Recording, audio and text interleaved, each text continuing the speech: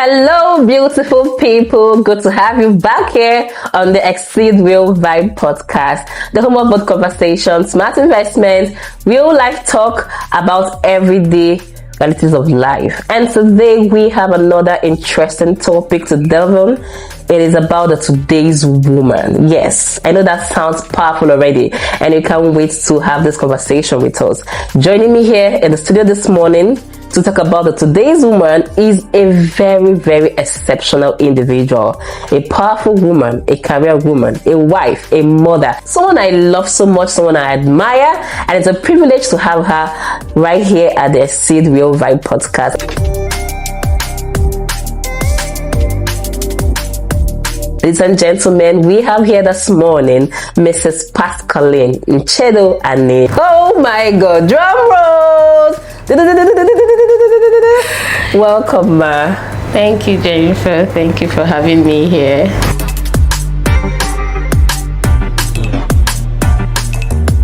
My name is Nchedo Pascaline.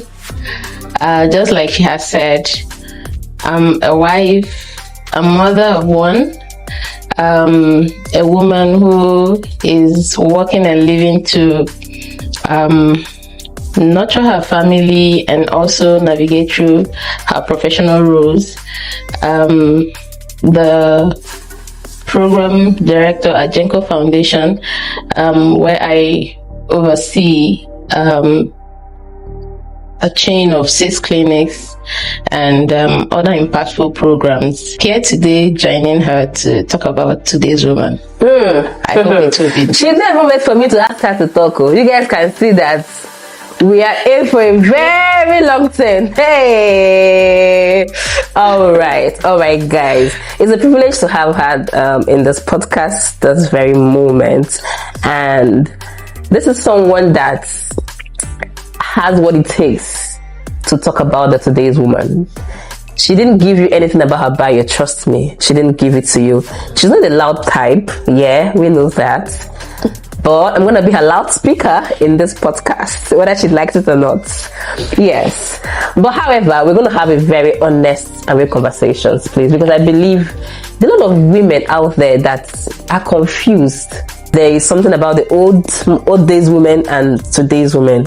Yeah. There's a difference. Clear difference. And that is why we're having this conversation today. We're going to start by you telling us how it has been. I mean, how did your journey start? You were a wife, you were a mother, you were a lot. When I want to talk about your professional parts, I lack words because I've seen you in action. God, you guys. I've seen her in action and she's not this gentle, trust me. She can do a lot of things at the same time and I wonder, how is she doing it? You think I'm multitask, you've not met her, honestly. And that is really something I admire so much. That's something some women are maybe asking themselves, can they really be able to like fit in? Can they do this at the same time? So just tell us how your journey is, how we started. Did you start working early? Or did you get married first before you started working? How has the journey been generally? Okay, I'll try to make this as short as possible. After my secondary school, I wanted to get to the university, study medicine and surgery because I've always wanted to be a medical doctor. Okay. Just like an average child in Nigeria. Yeah. My journey started after my secondary school. My parents died early. So growing up, I wouldn't say it was tough. I mean, before the death of my parents, we had a good life. But then there was this thing in me that wanted something beyond the expectation of others. Okay. And so it was that passion that drove me into seeking for a job. So after my secondary school, I had a job and I stayed on that job for 4 years before I finally gained admission into the university. And it was because I really wanted to study medicine. Okay. And because the admission was coming, but it wasn't what I wanted. Until my mind was shifted. I think it was then my mentor started talking to me about life, about opportunities and making impacts beyond what you studied in school and all of the opportunities that can come. And this was quite different from what I've heard growing up. You know, it was just treats. Like just templates. Get into school, study medicine and surgery, become a doctor, and live your life as a medical doctor. Yeah. Nothing prepared me for the opportunities that are possible Beyond being a doctor. And so I'm grateful for my mentor who opened my eyes to those things, and I finally gained admission, studied human anatomy because I still wanted to be in science field. Yes. So by the time I left school, then the opportunity, as he talked about, started coming. So by the time I was leaving school, I already had 8 years working experience, because while I was in school, I was still working. Okay. So finally, when I left the university, I got the job at the NGO where I am now the program director. Started work as a field officer and kept learning, growing. I started working as early as 18 or 17, and I've been working till now. I just got married 2 years ago, and I have a son who is almost a year. Baby son. Yeah, so that's how my journey has been. But after your first degree, I mean, there have been other series of degrees, right? Yes, because I really have passion for inclusive healthcare. I've gone ahead to do many trainings in the area of healthcare management, leadership and management in global health. I had one at University of Washington. And then another one at Lagos Business School. I've also had healthcare training at Always Life Global Institute. And when I combine the knowledge from these many different trainings and working real life in the area of healthcare and project management, I would say it's been amazing. It's really been amazing because the result is speaking. Yes. I mean, that is beautiful. And this is someone that has paid the price, went through the journey, and still ended up as a wife. That means your qualifications, your certifications, your growth, your career didn't stop you from getting married and giving us a very beautiful boy. And you still give us more beautiful children. All right. Okay, now back to our topic, the today's woman. Yeah. I'm really very particular and interested in this topic. Okay. Yeah. So we have to start with the fact that there is this ideology that it is a man's world. Yeah. And we hear that a lot in this parts of the world, this Nigeria, Africa, Nigeria. Yeah. I remember we all picking, we say that if you're a black woman ordinarily, life has given you about 2-0. If you're an African black woman, you have about 4-0 or 6-0. Then if you're a Nigerian black woman, you have like 10-0. So, but people do say it's a man's world. A man can really do some certain things and they can, go back to it and all that. And then there is this this movement that is in a woman's life that is a bit confusing. Yeah. So there is this woman that goes into a man's life and then the man is trying to put her down, suppress her. And then there's another set of women that call themselves feminists. Yeah. They're trying to choke out their head forcefully. Yeah. I really don't want us to talk about that. Is there really anything like feminism? What does it really mean? And what is the impact that it has in our world today? Is it really a positive movement or is it a negative movement? I would say from the society's definition of feminism, I would say it is a negative for me personally.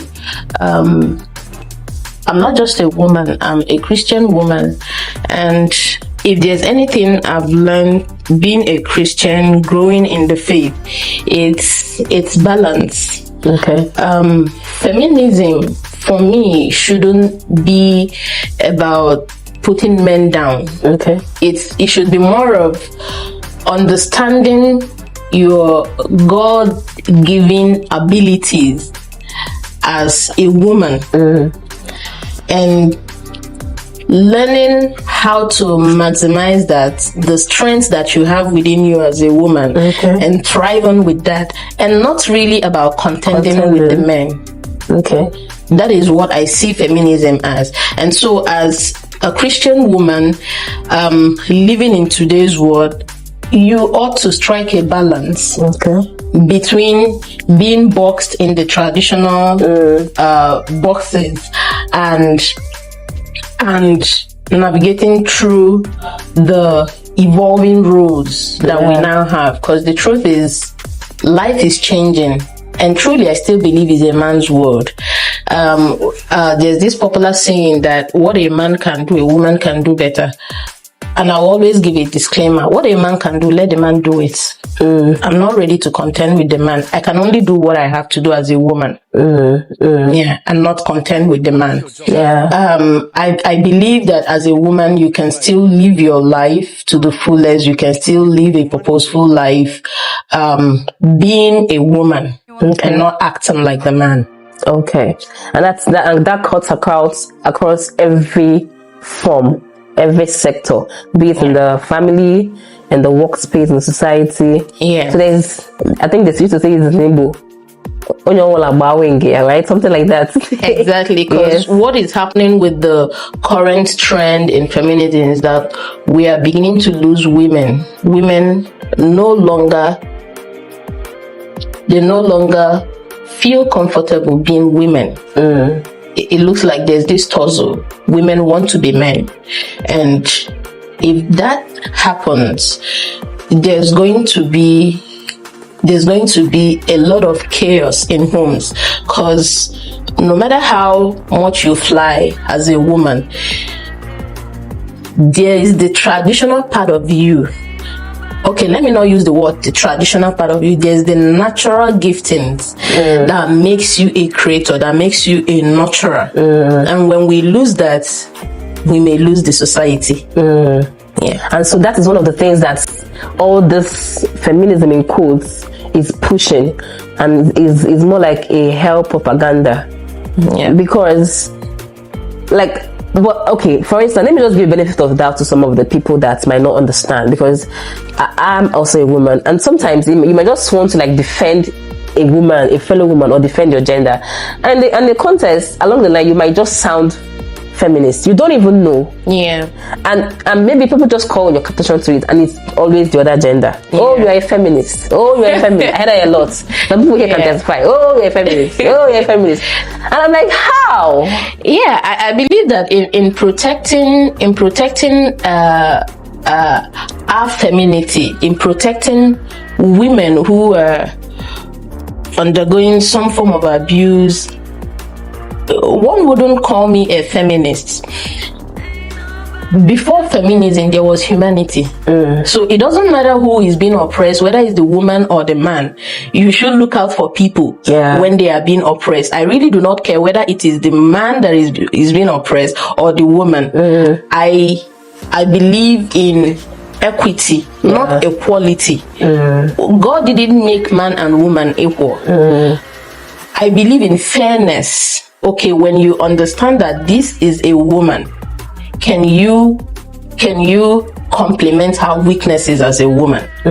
When you know this is a man, can you complement her weaknesses as a woman? Can you complement his weaknesses? And that is what it should be. It's about lifting each other and not fighting for who should be the head. Okay, so in a nutshell, when women are trying to defend women in the context of fairness, equity and humanity, it is not feminism. It is not feminism. Good.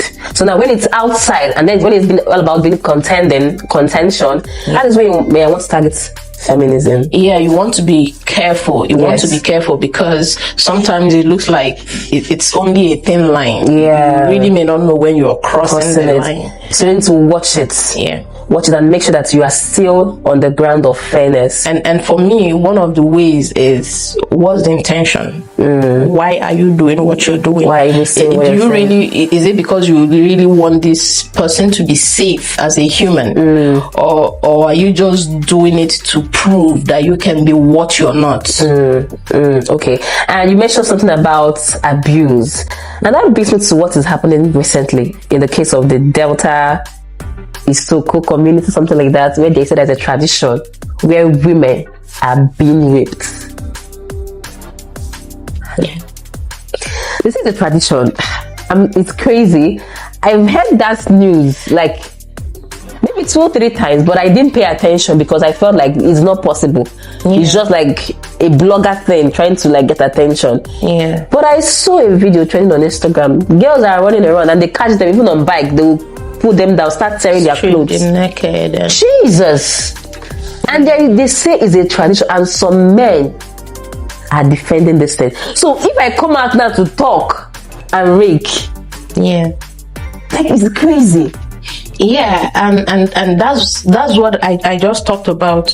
If you come out to say no, this is wrong, you're not doing it because you're a feminist. You're doing it because it is unfair in every sense, not just because it is a woman. If that was a man, I would feel the same way, you know. And so you're shocked that men are defending it. Men are defending it, actually. That's because you've not seen women. I heard that some women from the Delta region are also defending it, saying, oh, that is tradition and all of that. And someone said that traditions were made by men, and traditions can be changed by men. What should be the driving force is fairness. Is this truly fair?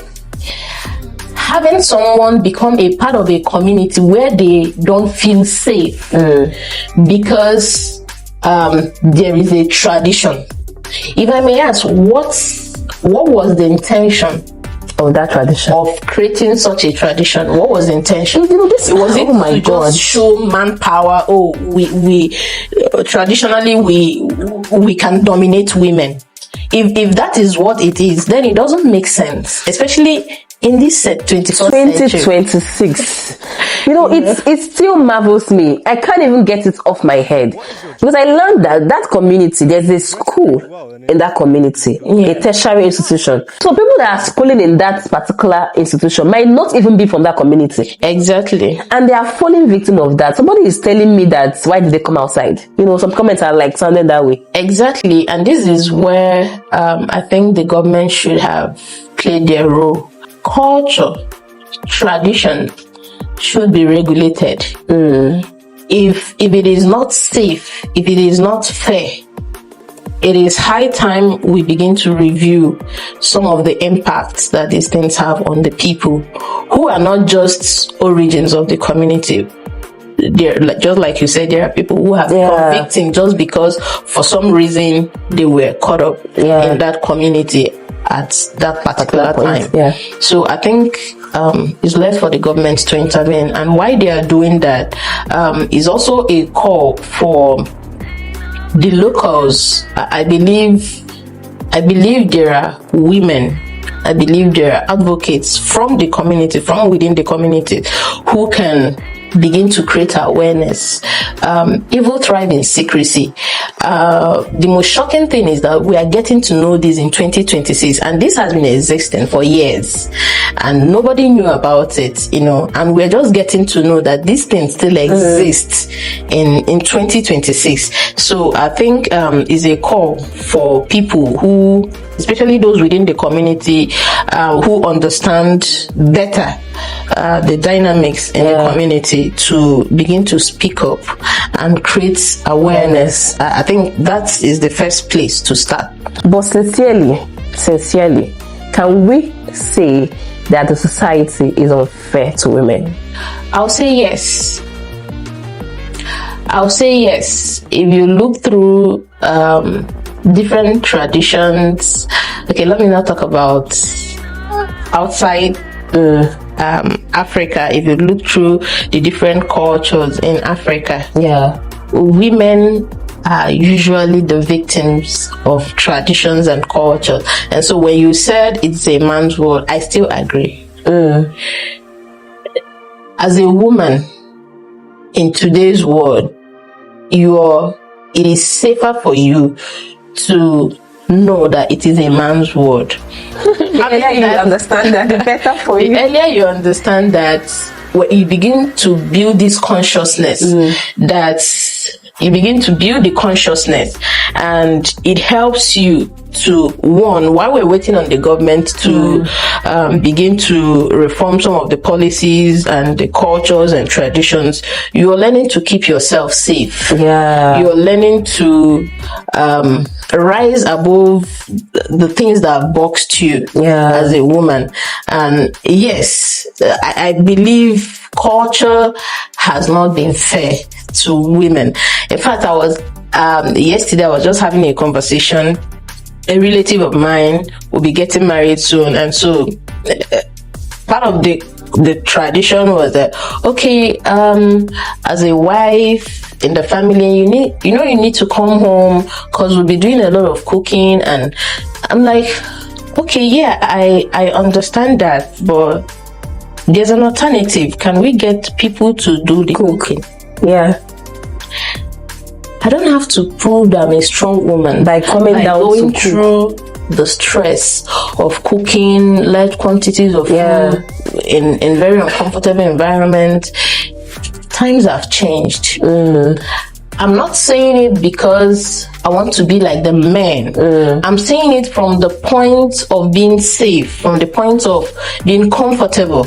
So why still being a woman and not trying to change that rule? I can still do something to make myself comfortable. This makes sense because she made a point, and I still believe every woman, married, unmarried, single, young, start understanding telling yourself the truth. It's a man's world. So start adjusting to some certain things that will help you not to be ordinary. Not to be little, not to be boxed up. You really might not understand the how powerful this sentence is until you start growing. Until you are now, maybe you're doing one or two things in the society and you now fall a victim of you now call it they are being unfair. Then it starts making sense to you. Nobody prays to get into the situation of being unfair too, but there's something where there's a situation where you can be. You've already adjusted your mind that in case it turns out this way, don't be this. Why you are still praying to fall into the hand of the good people, because there are still good men out there. Why are you still hoping that the good men come your way, both at your workplace, both as a boss, as an employer, as a husband, as a friend, and all that? Why are you still hoping that good people will come your way? Just have that mindset that it's a man's world. I mean, a woman can thrive her career, do everything, buy the jets, own the mansions, and if she's not married, they're like, something is still missing. You see? So men will still be the prize. I remember when Eve Asa got married at 40 or so. In the comment section, they were like, oh, last time is a man's world, though. Men are the prize, oh. Don't be deceived, though. They are the prize, oh, you know. So the earlier you start adjusting and start maintaining the balance, the better for everyone. Okay. Now, Ma, can you help us to say something? In today's world, we have situations where in a family, the wife seems to be contributing more in the home. Or there is this thing where there is this, we now do this man bring, woman bring. I mean, yes, exactly. This was not, I don't think this was there in the old time. But today we are experiencing such in families, in homes. And I want to understand that, is it really true? Like, is it really true that women are now contributing in homes, and what's the percentage of that, and why is that even happening? Because I think the rate is actually much from the whole And you can even see it from the way women are working. Because me, in my own part, I'll be like, if truly the men are really doing their work, why are the women working so hard? Do you understand? Yeah. So that means something is really happening in the home. Yeah. Why is it like that? Okay, I'll start from your last question. The women are working because, unlike what it used to be, they are having greater sense of responsibility. Okay. And it's not just driven by greed, it's driven by the realities of life. Before now, a woman is called an uriako, meaning she just sits pretty, living the baby girl treatment, whatever the man brings home. The sound of that is sweeting me, oh, hey! Whatever the man brings home, she's comfortable and all of that. Today's reality, times have changed. Things are no longer the way it used to be. Children are no longer going to community schools. They're going to Harvard. People are no longer living in very small huts. They are living in very comfortable estates. Basically, the responsibilities have skyrocketed. Yeah. And for many men, it is beyond what they can handle alone. Okay. And so in today's world, when you ask if it is true that women are now contributing almost 50-50, or for some women, they are contributing more than the man, it is true. It is true. I may not tell you the percentage because I've not done a research on that. Okay. But from the experiences shared by other women, this has become the reality. The problem is that the men today have not come to the point where they are accepting that this has become their reality. And so there's still this tension that is created in homes. It's a natural thing. Women are built to multitask. A man is not built that way. It's easy for a woman to pick a 9-to-5 job and she's earning 50,000. So consistently, she brings in 50,000. It is steady. It is stable. It brings this level of stability. She plans around it. While a man goes for the big fish. It may not come in a month, it may not come in 2 months, it may not even come in a year. So the fact that women bring in more, it may not be more in terms of quantity, but more in terms of consistency. Okay. And that's what it is. Men always go for the big thing, and those big things are hard to come by. Most times they don't even come. Okay. At least if this understanding is established between the man and the wife in the context of marriage right now, there will be peace, there will be mutual understanding, and there won't be issues. Both the woman won't get weary, the man too will understand that, oh, this man is trying, so let me give my little support the way I can. Be it by harsh chores or by understanding and moral and emotional support. I mean, this is very interesting. Thank you so much, Ma. Oh my God, it's interesting to hear from you in this very section. Before we wrap up, I want you to tell us, define for us, or in 1 or 2 ways, talk to the young ladies out there, both the married one that are in marriage, whether they are young married, or I don't know whether it's old married, anything like that, or they are single, or they are youths, teenagers. A woman is a woman. If you're not a woman today, you'll be a woman tomorrow, so long as you are the female gender. So talk to us, talk to them about the modern day woman. Who is a modern day woman? What is she supposed to be like? Who are we expecting her to be? Who does the society expect her to be? And who should she really be? Okay, the modern woman, the society expects that she is successful in her business or a career. She's nurturing her home, putting things together. She's also physically well put together. So it is this thing about having it all. That is the society's expectation of a modern woman. However, a modern woman should be someone who is fully aware of her capabilities, her natural capabilities, who is able to build on her strengths, who is able to set her priorities, her path, her pace, herself. She is not bound by societal expectations of her, what the society portrays as success. She should be defining her success.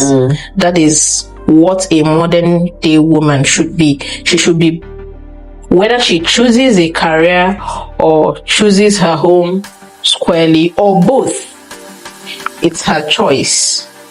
And for me, that is true independence. And a modern woman should be authentically independent. Whatever you choose to do, let it be your choice. That is my definition of a modern woman. If you choose to do both, you should be able to marry the two. You should be able to create that balance. You should be able to create that balance. Yeah, and not get burnt out trying to fit into the societal standards. Oh my God, what a section it has been. And I believe that we've been blessed, inspired, informed by our amazing guest, Madam Pascaline. What do we say to her? A big thank you, ma, for coming this morning, for coming to bless us with the words of wisdom, with the impacts. It means a lot. Thank you so much, ma, for coming. Thank you. Thank you for having me. Thank you. It means a lot to us. And probably on a very good day again, we'll have you back on the Exceed Real Vibe podcast. It's been an amazing time, and I'm sure you are well informed and impacted by this section, and you have a lot of things to go home with. Balancing, understanding where you fall in the society. Don't expect too much. Build yourself. Define what independence means for you.